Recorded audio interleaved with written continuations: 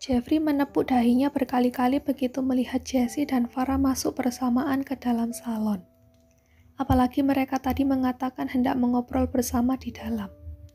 Cepat-cepat Jeffrey meraih gawainya, lalu mengetikkan pesan untuk si bos yang masih di Malaysia. Melaporkan kalau Farah bertemu dengan Jessie, bahkan hendak mengobrol bersama. Tak lupa Jeffrey memberitahu juga kalau Jessie kini mengetahui hubungan Farah dengan Daryl.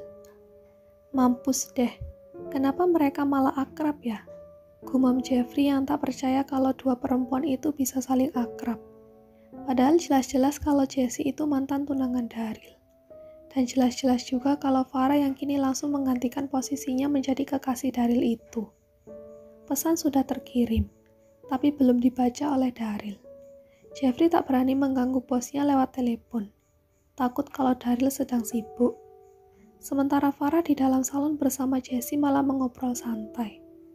Tak ada raut kekesalan pada Jessie. Hanya saat tadi di awal ia memang sedikit kaget karena mengetahui Daryl telah memiliki kekasih baru. Dan ternyata kekasih barunya adalah pemenang undian ke Bali yang dulu Jessie pernah adakan saat launching produk terbaru. Daryl itu cowok baik. Cuma aku aja yang kurang baik sama dia, ucap Jessie pada Farah. Mereka telah duduk bersebelahan di dalam salon. Susi si rambut jagoan neon sekarang telah berubah menjadi rambut zebra, hitam putih. Ia yang bertugas melayani Jessie. Langsung pasang telinga saat mendengar nama Daryl disebutkan. Sementara Farah mengernyit mendengar ucapan Jessie. Biarpun sebenarnya Farah sudah tahu bagaimana kisah mereka. Tapi tetap saja ia ingin tahu langsung dari versi Jessie. Kurang baik bagaimana? Tanya Farah pura-pura tak paham. Aku cuek dengan dia. Mungkin karena aku memang tidak suka dan tidak cinta dengan Daryl. Bisa jadi juga karena perjodohan orang tua yang membuat aku berontak. Jelas Jessie. Jadi kalian dijodohkan? Jessie mengangguk. Iya, biasa sesama rekan bisnis. Orang tua Daryl dan orang tuaku berteman baik. Jadi tahu sendiri kan, bagaimana kalau orang tua sudah berkumpul. Farah kini paham. Pasti Gael menginginkan Daryl untuk menikah dengan putri temannya yang sesama pebisnis. Yang jelas dengan latar belakang yang sama-sama orang kaya. Mungkin itu sebabnya mengapa Gael menolak jika Daryl berhubungan dengan Farah. Selain alasan karena Farah mantan sugar baby Gael terdahulu.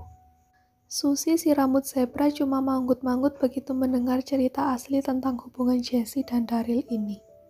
Kalau kamu sendiri, sudah berapa lama berpacaran dengan Daryl? Tanya Jessie. Oh, kami baru berpacaran. Belum 1 bulan, kata Farah berbohong. Jessie menganggukkan kepala. Syukurlah kalau Daryl cepat move on. Aku senang dia sudah menemukan pacar yang pasti sekarang saling mencintai. Farah hanya memberikan senyuman. Belum tahu saja Jessie kalau Farah sudah berhubungan dengan Daryl saat Jessie masih berstatus tunangan Daryl. Kenapa kamu tidak suka dengan Daryl? Tanya Farah tiba-tiba. Bukannya Daryl itu baik, penyayang dan perhatian juga? Tidak tahu. Dari awal aku memang tidak suka. Dan begitu menjalani aku pikir aku akan bisa menyukai dia. Ternyata kami tidak sejalan. Jadi putus lebih baik kan, daripada kita memaksa melanjutkannya sampai ke pernikahan. Farah membulatkan bibirnya. Ia tersenyum tipis mendengar penjelasan itu. Jadi sampai sekarang apa kamu belum punya kekasih baru? Pancing Farah pada Jessie kemudian. Jessie menggelengkan kepalanya. Tidak, aku fokus dengan bisnisku. Bisnisku adalah segalanya buatku. Cita-cita terbesarku ingin merambahnya sampai ke luar negeri. Berarti benar kata Arion, kalau Jessie memang lebih fokus pada bisnis kosmetiknya saat ini, dan belum mau membuka hati pada siapapun. Ambisinya tentu sangat besar, dan pencapaiannya tentu tidak mudah. Jadi wajar kalau Jessie memperjuangkan bisnisnya daripada masalah percintaan. Lagi pula usianya juga masih sangat muda. Ngomong-ngomong Susi mau juga dong dapat skincare gratis. Waktu itu gak kebagian skincare dari Kanjeng Ratu Jessie boleh kan? Sela Susi. Gampang, nanti aku beri. Yang lapis emas biar muka tambah glowing bersinar kayak emas, sahut Jessie pada Susi. Si Banji tidak seksi itu lantas kegirangan sendiri. Tak terasa Farah dan Jessie asik mengobrol tentang Daryl sambil treatment hair spa.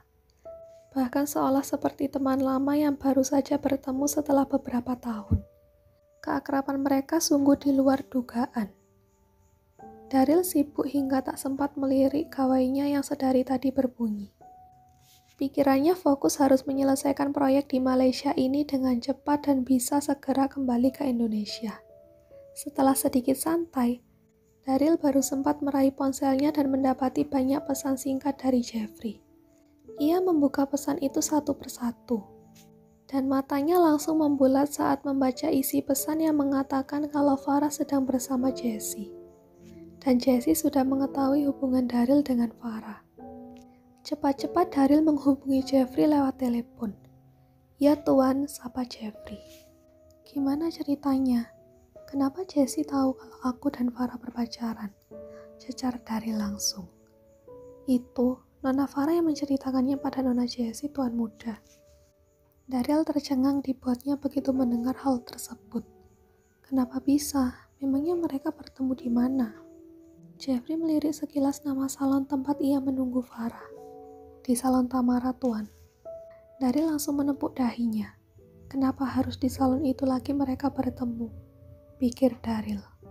Berarti kamu masih di sana? Tanya Daryl. Masih Tuan, sudah hampir 2 jam saya menunggu. Jelas Jeffrey. Apa mereka terlihat baik-baik aja? Apa Jessie tidak marah-marah dengan Farah? Sepertinya aman Tuan.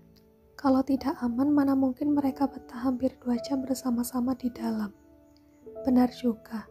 Kalau begitu tolong nanti kabari aku kembali, Jeff. Baik Tuan Muda, panggilan telepon pun disudahi oleh Daryl. Ia kini memijit dahinya, berpikir sejenak. Buat apa juga harus khawatir terhadap mereka? Lagi pula Jessie dan Daryl juga telah putus baik-baik. Tidak salah kan kalau Farah kini yang menggantikan posisinya. Kalau di antara dua perempuan itu baik-baik saja, lantas kenapa Daryl yang harus repot-repot khawatir?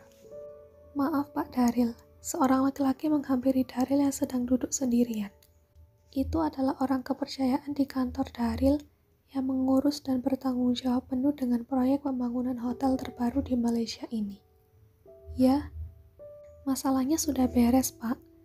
2 hari lagi barang-barang kualitas terbaik akan segera dikirim ke sini. Saya bisa pastikan kali ini tidak akan salah lagi seperti kemarin. Terang laki-laki yang bernama Kevin itu pada Daryl. Daryl tertegun sejenak mendengarnya. Kalau begitu apa saya sudah bisa pulang ke Indonesia hari ini? Kevin mengangguk. Tentu bisa Pak, biar saya yang bertanggung jawab di sini. Nanti saya akan memberi laporan rutin pada Bapak. Daryl langsung bernapas lega begitu mendengar kabar baik ini.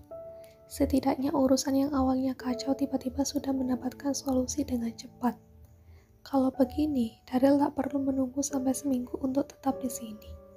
Hari ini juga ia akan kembali ke Indonesia. Daryl lantas meraih kawannya mengirim pesan ke sekretaris Maya untuk mengatur kepulangan Daryl dari Malaysia.